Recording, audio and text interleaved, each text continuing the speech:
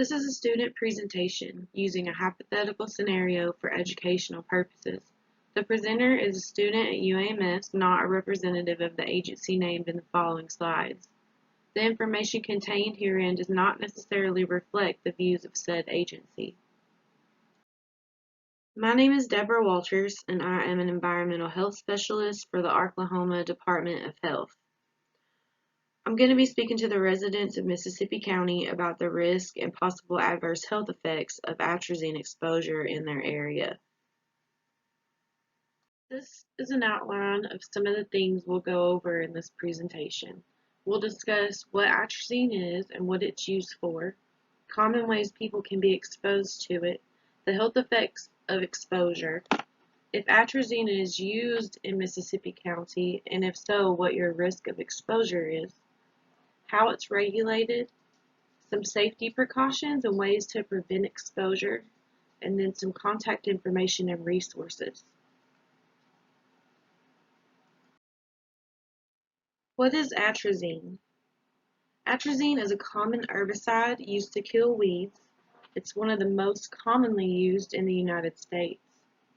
It comes in an odorless powder that can be sprinkled on the area and sprayed with water to get it into the soil, or pre-mixed and sprayed on the crops or areas of interest.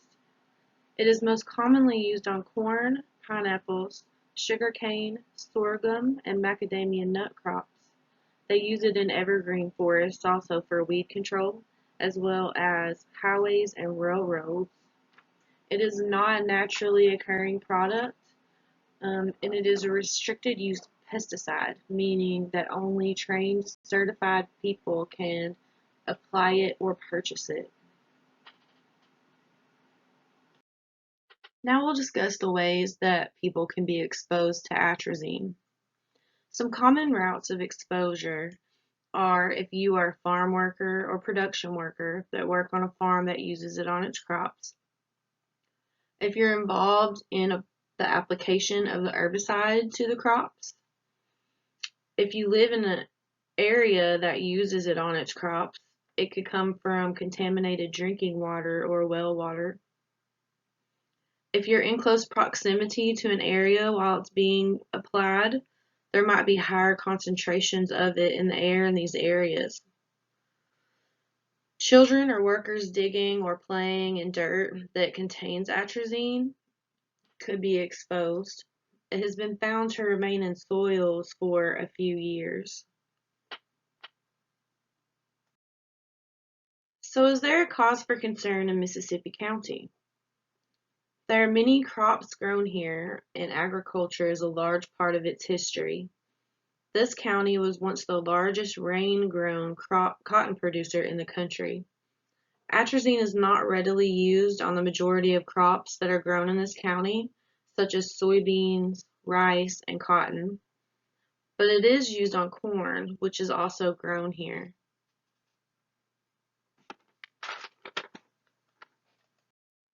In this slide, we're going to look at the use of atrazine in the U.S. and the potential for contamination of the groundwater.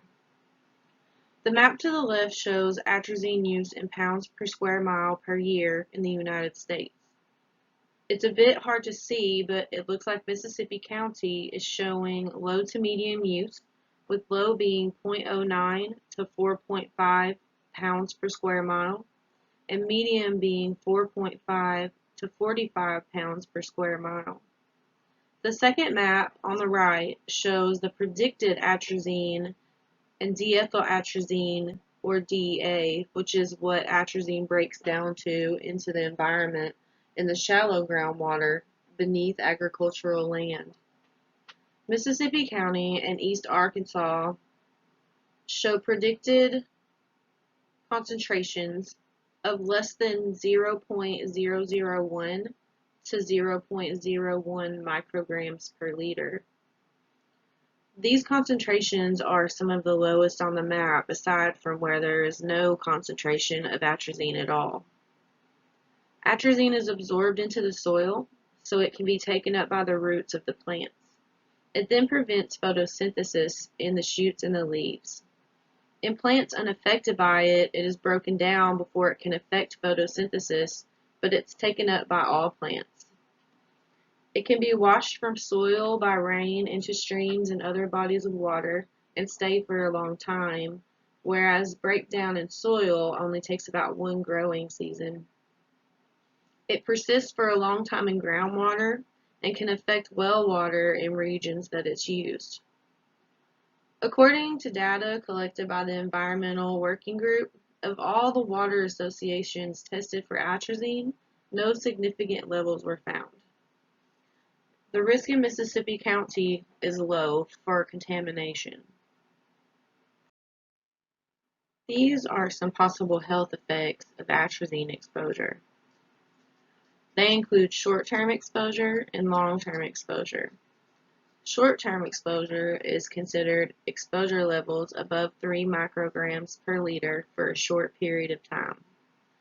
Short-term exposure can cause congestion of the heart, lungs, and kidneys, low blood pressure, weight loss, muscle spasms, and damage to the adrenal glands. Long-term exposure is considered lifetime levels above the maximum contaminant level of 3 micrograms per liter. This includes retinal, which is your eyes, and some muscle degeneration, weight loss, cancer, though it hasn't been strictly proven, cardiovascular damage, and reproductive issues. Studies among husband and wives that live on farms that use atrazine have shown they have a higher significant amount of low birth weight occurrences. This diagram shows the different harmful effects atrazine can have on aquatic organisms. Studies have shown that it chemically castrates and feminizes male frogs at concentrations lower than the EPA's safe water drinking level, and has been found present at levels higher than what it takes to kill frogs and amphibians. Frogs and amphibians are also disappearing at an alarming rate already, which is harmful to the environment as a whole. Although it does not collect in the organism, so there's no effect on the food chain, so it doesn't collect in fish or anything that other people or animals may consume and cause any kind of problems. Recently, the levels considered safe for aquatic organisms and frogs was increased. This reversed a plan by the EPA to reduce the levels of atrazine by threefold. Amphibians and frogs are already disappearing at an alarming rate, and that's very bad for the environment. If you want to know how well the environment in your area is doing or the water quality, you can always go out and see how many frogs are there. If there are a lot of frogs and they're doing well in that area, then it's likely that your environment is healthy. Now we'll discuss the different ways that pesticides and herbicides like atrazine are regulated through the EPA. The EPA has several acts and laws that it uses to help regulate toxic substances. The Federal Insecticide, Fungicide, and Rodenticide Act, or FERPA, requires all pesticides sold in the U.S. to be registered through the EPA. These restricted use pesticides, such as atrazine, require training and certification for people to be allowed to purchase and apply them to crops. There's an assessment of risks and benefits, as well as an evaluation of scientific evidence required for registration of these herbicides to evaluate the different potentials for harm to people and to the environment. Atrazine is currently undergoing what is called a registration review under the EPA. A registration review is a periodic reevaluation program for existing pesticides. Some of the things they're discussing are a reduction of residential turf applications like lawns and golf courses, and to require additional personal protective equipment for these types of applications. The pesticide maker Syngenta has had to monitor atrazine levels in rivers, streams, and lakes in the Midwest since 2004. These are areas where corn crops are very prevalent. If the thresholds are found to be exceeded, Syngenta is required to bring the waterways back to safe levels. Due to COVID-19, the EPA suspended this requirement after Syngenta had requested for it to be completely terminated, and they rejected that. Safety and prevention. One of the biggest things you can do to keep yourself safe and to prevent exposure to a toxic pesticide is to research the crops in your area and find out what pesticides are being used on them. You can visit the EPA's Safe Drinking Water Information System website to check water quality reports for your specific area and water company. If you have children or pets and you find out that you have atrazine contaminated soil or water around your home or area, you should not allow children or pets to play in that type of water for that it can expose them to atrazine.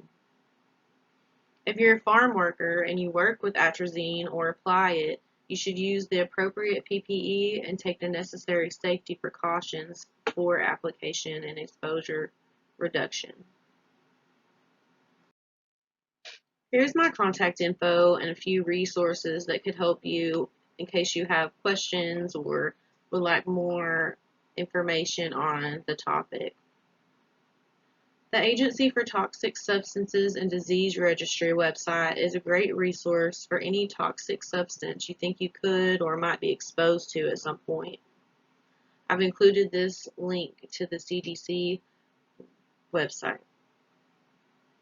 To find more information on the atrazine renewal registration I spoke about, including what changes might be made, new findings from the risk assessments and evaluations, and other resources, use this EPA link.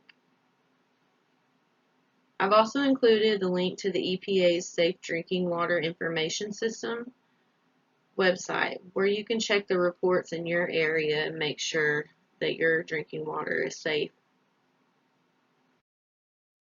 Here are 4 references that I'll be using in my final presentation.